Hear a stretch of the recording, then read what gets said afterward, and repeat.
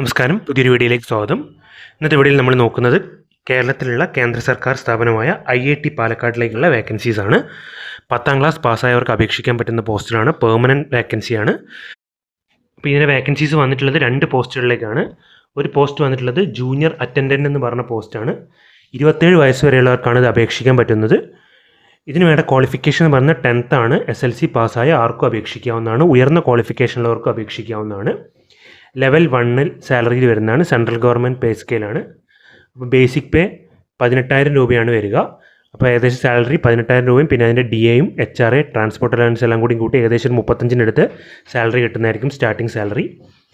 General vacancy UR vacancy 4 OBCയുടെ ഒരു വേക്കൻസീസുമാണ് ഉള്ളത്.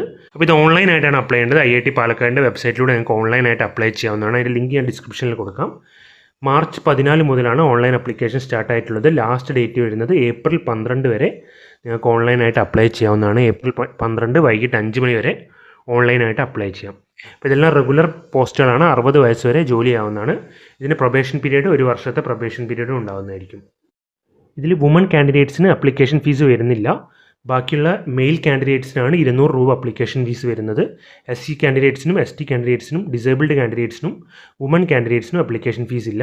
അത് നിങ്ങൾക്ക് ഓൺലൈനായിട്ട് അപ്ലൈ ചെയ്യുമ്പോൾ മെയിൽ കാൻഡിഡേറ്റ്സിന് അതിലൂടെ നിങ്ങൾക്ക് ഓൺലൈനായിട്ട് പേ ചെയ്യാനുള്ള ലിങ്ക് വരുന്നതായിരിക്കും. അതിലൂടെ നിങ്ങൾക്ക് 200 രൂപ അപ്ലിക്കേഷൻ ഫീസ് ചെയ്യാവുന്നതാണ്. ഓൺലൈനായിട്ടുള്ള അപ്ലിക്കേഷൻ പിന്നെ നിങ്ങൾ പ്രിൻ്റ് എടുത്ത് അയക്കേണ്ട ആവശ്യമൊന്നുമില്ല. ഓൺലൈനായിട്ട് അപ്ലൈ ചെയ്താൽ മാത്രം മതി. ബൈ പോസ്റ്റ് അയക്കേണ്ട ആവശ്യമൊന്നുമില്ല. ഇതിൻ്റെ എക്സാമിനേഷൻ സെൻറ്റർ മാക്സിമം പാലക്കാട് തന്നെയായിരിക്കും. പിന്നെ കൂടാതെ ഇതിൽ നിങ്ങൾക്ക് സിലബസ് ആയിട്ട് വരിക ഇംഗ്ലീഷ് ഉണ്ടാകുന്നതായിരിക്കും. ചിലപ്പോൾ മാത്സ്, റീസണിങ്, ജനറൽ നോളജ് കാര്യങ്ങളായിരിക്കും എക്സാമിനേഷൻ ഉണ്ടാവുക. അപ്പോൾ ഇത് അപേക്ഷിക്കാൻ താല്പര്യമുള്ളവർ പെട്ടെന്ന് അപേക്ഷിക്കുക. 5 വേക്കൻസീസാണ് ജൂനിയർ അറ്റൻഡൻറ്റ് പോസ്റ്റിനുള്ളത്.